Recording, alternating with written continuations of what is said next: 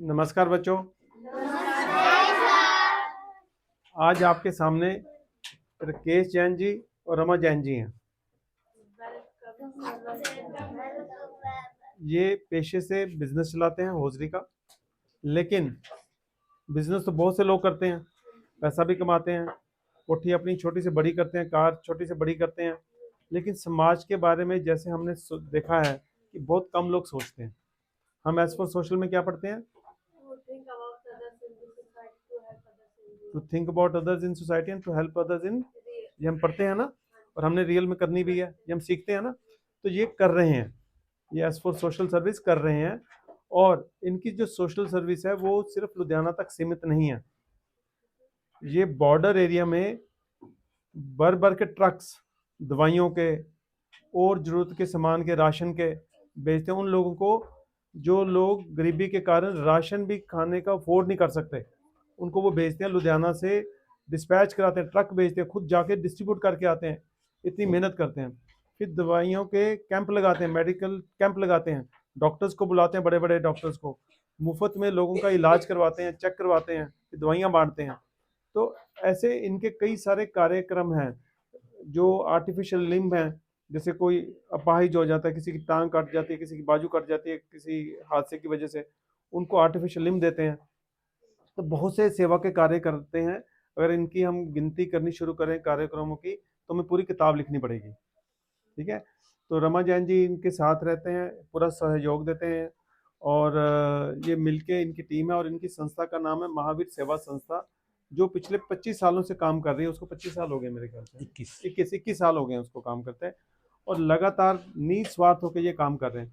तो ऐसे लोगों का यहाँ पे आना बहुत ही जरूरी है, क्योंकि जो काम हम कर रहे हैं और जो काम ये कर रहे हैं, दोनों का पर्पस ये है कि समाज की बेहतरी हो। और जो समाज जैसे मिलजुल के चलता है, लोगों से मिलके समाज बनता है, तो लोग समाज के जो भी, चाहे कोई गरीब हो अमीर हो, समाज का हिस्सा है। अगर कोई भी इंसान, कोई भी नागरिक हमारे समाज का किसी भी कारण से पीछे रह जाता है, शिक्षा से या आर्थिक साधनों से, तो वो कहीं ना कहीं वो समाज का महत्वपूर्ण अंग बनने से वंचित रह जाता है। जबकि उसके अंदर भी काबिलियत उतनी है जितनी किसी भी अच्छे इंसान के, जिसको हम अच्छा कहते हैं, उसके अंदर है। अब अब्दुल कलाम जी की कहानी आपने सुनी हुई है कि अगर वो झुग्गी में पैदा हुए थे, उनको मौका मिला तो भारत के राष्ट्रपति बने, परमाणु वैज्ञानिक बने। अगर उनको झुग्गी से मौका ना मिलता तो वो भी ऐसे कबाड़ उठा के गुजारा करके जीवन उनका खत्म हो जाता। कितने अब्दुल कलामों को हमने खत्म कर दिया होगा इस दुनिया में, इस देश में, इस और बाकी दुनिया में, कि उनको वंचित रह के मौका नहीं मिला आगे बढ़ने का। अब जितने बच्चे यहाँ पे बैठे हैं, है ना, आप सबको मौका मिल रहा है कि पढ़ने का, आगे बढ़ने का। आप में से बहुत से बच्चे कबाड़ उठाते हैं, देखो कितनी मेहनत करते हैं, यहाँ पढ़ने आते हैं, फिर पढ़ने के बाद कबाड़ उठाने जाते हैं, फिर कबाड़ उठा के आके फिर पढ़ते हैं। ठीक है, तो ये सारा मेहनत है जो कहीं भी ना कभी एक दिन बहुत बड़ा फल लेकर आएगी। मेहनत और पढ़ाई, पढ़ाई और पढ़ाई के साथ मेहनत, दोनों बहुत इंपॉर्टेंट कॉम्बिनेशन है। दूसरा, ईमानदारी। जब हम ईमानदारी के साथ आगे बढ़ते हैं तो मुश्किल से मुश्किल रास्ता भी धीरे धीरे पिघलना शुरू हो जाता है, आसान बनना शुरू हो जाता है। लेकिन जब हम अपने दिल में बेईमानी डाल लेते हैं, आलस डाल लेते हैं, तो आसान से आसान रास्ता भी हमारे लिए मुश्किल बनना शुरू हो जाता है। तो अगर हम इस बात का ध्यान रखें कि कोई भी काम कठिन नहीं होता अगर हम मेहनत करें, कोई भी काम मुश्किल नहीं होता अगर हम उसके लिए काम करने को तैयार हों और ईमानदारी अपने मन में रखें, तो सारा काम पूरे होते हैं। और धीरे धीरे धीरे कोई भी बंदा कितनी भी कठिनाई हो, कठिनाइयों से बाहर आ जाता है। ना केवल वो अपनी कठिनाइयां दूर करता है, फिर समाज की कठिनाइयों को दूर करने में भी मदद करता है। तो इसी बातों से मैं राकेश जैन जी और रमा जान जी का स्वागत करता हूँ, थैंक यू। और अब उनको बोलता हूँ कि भी कुछ विचार आपके साथ साझे करें। उससे पहले कि आप अपनी शिक्षा बताओ, या पहले इनको अपनी शिक्षा दिखाते हैं, है ना? ज़्यादा अच्छा। चलो, एबीसी कौन सुनाएगा? सुनाओ।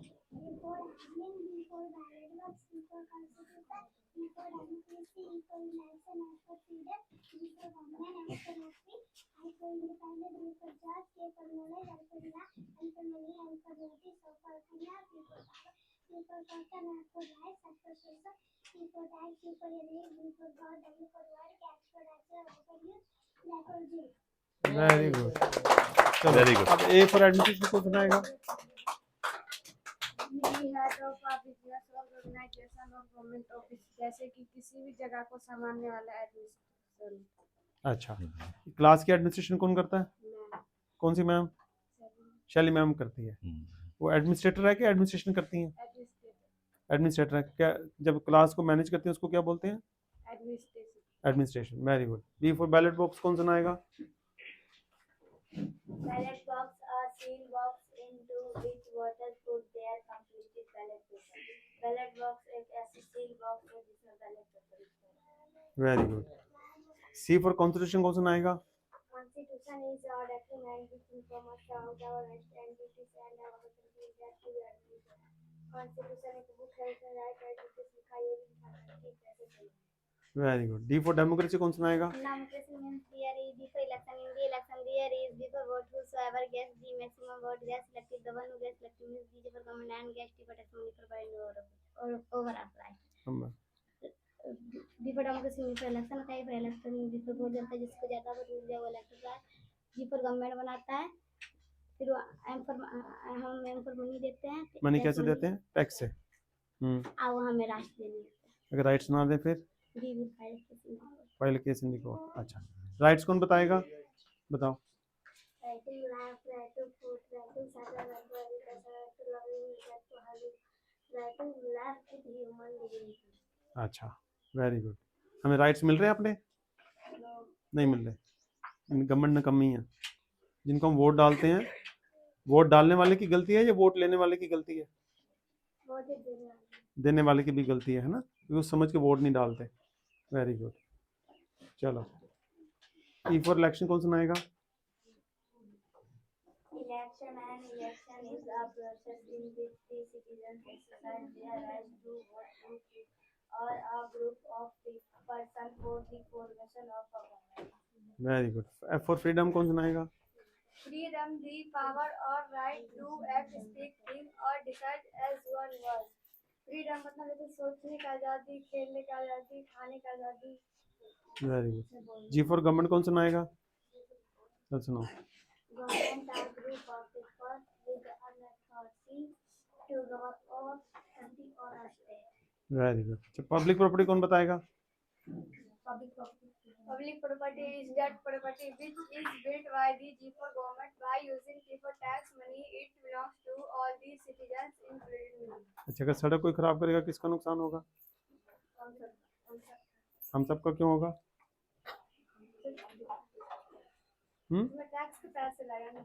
टैक्स के पैसे। टैक्स कौन बताएगा? टैक्स क्या होता है? Tax is that money which is paid to the government by the public. कैसे पब्लिक कैसे पे करती है टैक्स? जैसे कि 5 रुपए सामान लेते हैं, 3 रुपए दुकान वाले के जाते, 2 रुपए टैक्स। 2 रुपये टैक्स। Very good. चलो अब हम सबसे इम्पोर्टेंट बात करते हैं कौन प्रेम्बल की। कॉन्स्टिट्यूशन का प्रेम्बल क्या है? चलो रोशनी सुनाओ। The people of India have been solemnly resolved to constitute into a sovereign, socialist, secular, democratic republic and to secure to all citizens justice, social, economic and political liberty of thought, expression, belief, faith and worship, equality of status and of opportunity and to promote among them all fraternity, assuring the dignity of the individual and the unity and unity of the nation. Very good. चलो, fraternity word पढ़ लिया ना हमने? Fraternity का मतलब है भाईचारा, है ना? और देश की इंटेग्रिटी कैसे होगी? जब लोगों में आपस में भाईचारा होगा। तो हमें दुश्मनी पैदा करनी है, भाईचारा पैदा करना है, भाईचारा। तो वैसी शिक्षा होनी चाहिए हमारे समाज में, है ना? और ऐसे लोगों की सोच भी होनी चाहिए, एक दूसरे की मदद करें, ना कि दूसरे को अपने दुश्मन की तरह देखें, है ना? चलो, वेरी गुड। तो जैन साहब, ये थोड़ा रियली सही कमाल है जी। देखो, इस प्रांगण में ऐसा कार्य होना असंभव है ना? आदमी सोच नहीं सकता। मतलब मेरे तो मन में ये आ रहा है, देखो आज हमारा जो देश का मीडिया है ना, पंजाब केसरी है ना, आप बाबूजी को मिले, अगर बाबूजी इन बच्चों को मिलेंगे तो वो देश भर में ये बोलेंगे कि कोई एक ऐसा आदमी है जो ऐसा काम कर रहा है और इस तरीके से काम कर रहा है ना। ABCD तो पूरी दुनिया पढ़ा रही है ना, लेकिन ABCD का मतलब जो है, जो उसका विराट मतलब है ना, बड़ा मतलब है ना, वो बड़ी क्लासों में शायद जाके पता लगता है, लेकिन इस प्रांगण में पता लग रहा है। मेरे लिए तो हैरानी की बड़ी बात है। मैं तो सैल्यूट करता हूँ, है ना, हमारे एडवोकेट साहब, है ना। मैं आपको ये पूछना चाहता हूँ, बेटे आपने भगवान देखा कभी? उसकी कुछ अच्छाइयाँ सुनी है कि वो ये करता है वो करता है? ऐसा सुना कि भगवान ऐसे करता है? ऐसा सुना? भगवान किसी ने देखा? नहीं देखा। वो क्या करता है वो तो आपने सुना ना, है ना, वो किसी की मदद करता है, वो ऐसे करता है, देखा किसी ने नहीं, है ना, है ना। तो मैं आपको आज को दिखाऊंगा, आज दिखाऊंगा आपको वो कौन आदमी है, भगवान कौन है ना, है ना। जो जो आप मांगते हो वो पूरा हो जाता है।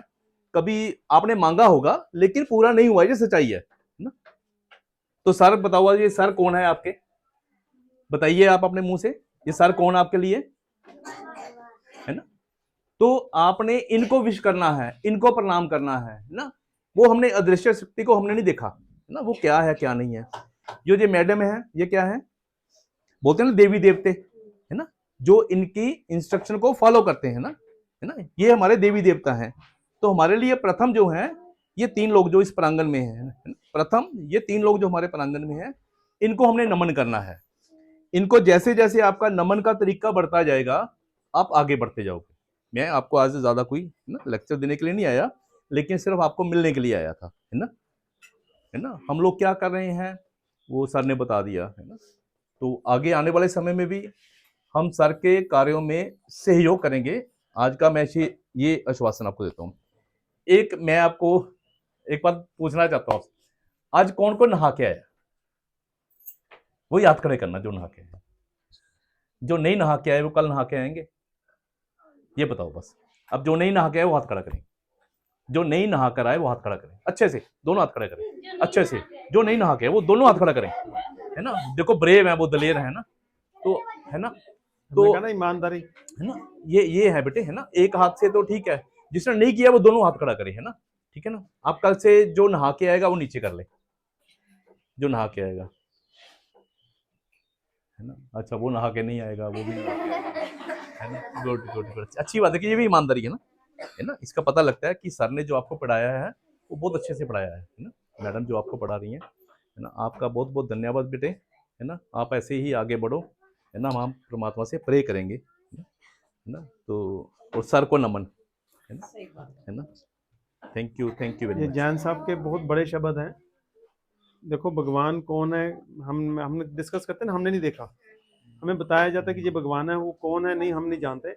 भगवान हम सबके अंदर है, अगर उसको हम जागरूक रखेंगे तो हम जिंदा हैं। उसकी तरफ हर रोज ध्यान रखेंगे, उससे प्रेरणा लेंगे कि हमने गलत काम नहीं करना, तो वो भगवान का रूप है। अगर हम गलत काम करेंगे जानते हुए भी ये गलत है, तो वो डेविल है, ठीक है ना। भगवान, एंजल और डेविल, भगवान और शैतान हमारे अंदर ही है, ठीक है, कहीं बाहर से नहीं होता, हमारी सोच में होता है। अगर हम अच्छी सोच रखेंगे तो हमें भगवान की तरह काम करेंगे, जो भगवान का रूप दिखाया गया है। अगर ठीक से काम नहीं करेंगे तो शैतान वाला रूप हो जाएगा, हमारे अंदर ही है। तो इसलिए हम एस फॉर सोशल इसलिए पढ़ते हैं कि हमारी शुरू से मानसिकता बन जाए कि हमने दूसरों के बारे में सोचना है, तो think about others in our society, हमने पहले से सोचना है। And help them in real, बातों में नहीं, बड़ी बड़ी बातें नहीं करनी, रियल में करना है ना, तभी जाके समाज सुधरेगा, नहीं तो कैसे सुधरेगा, है ना। तो इसलिए बहुत ही इम्पोर्टेंट है कि जैसे हम कहते हैं कि एक बहुत बड़ी सर्विस है कि हम ये शिक्षा जो ले रहे हैं, क्योंकि ये अच्छे स्कूलों में भी शिक्षा अवेलेबल नहीं है, तो इस शिक्षा को आपके माध्यम से बाकी लोगों तक पहुंचाया जाए, जो आपके रिश्तेदार हैं, आपके दोस्त मित्रों के लोग आते हैं, उनको पहुंचाया जाए, उनको बताया जाए ये शिक्षा ये भी होती है, ताकि उनको भी पता चले कि लोकतंत्र कैसे काम करता है, संविधान क्या है, देश कैसे चलता है, प्रधानमंत्री की क्या जिम्मेदारी है, एमएलए की क्या जिम्मेदारी। तभी इन लोगों की जिम्मेदारी फिक्स होगी। आज ये लोग हमारी वोटें लेके शरेआम गलत काम कर रहे हैं, भ्रष्टाचार कर रहे हैं, उनका हम कुछ नहीं कर पा रहे हैं, और हम कहते हैं ये तो ऐसे ही चलेगा देश। ऐसा देश नहीं चलेगा, जब जागृति फैल जाएगी। जब तक जागृति नहीं फैलेगी फिर हम कह सकते हैं कि ऐसा ही चलेगा, पर अगर हम सब लोग मिलकर जागृति फैलाएंगे फिर ऐसा कैसे चलेगा, फिर तो बदलना पड़ेगा, फिर लोकतंत्र के हिसाब से देश की व्यवस्था को बनाना पड़ेगा, ठीक है।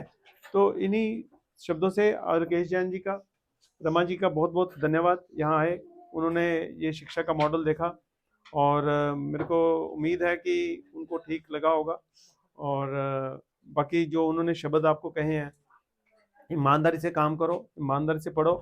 कोई भी आज की मुश्किल कल की मुश्किल नहीं रहेगी अगर हमने आज मेहनत कर ली।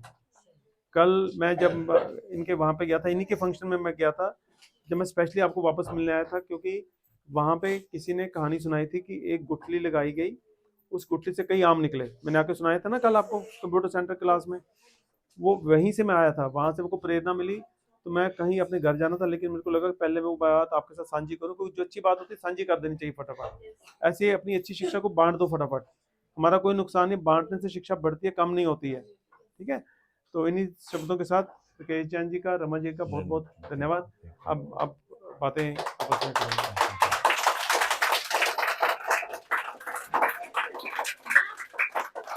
Thank you. दीदी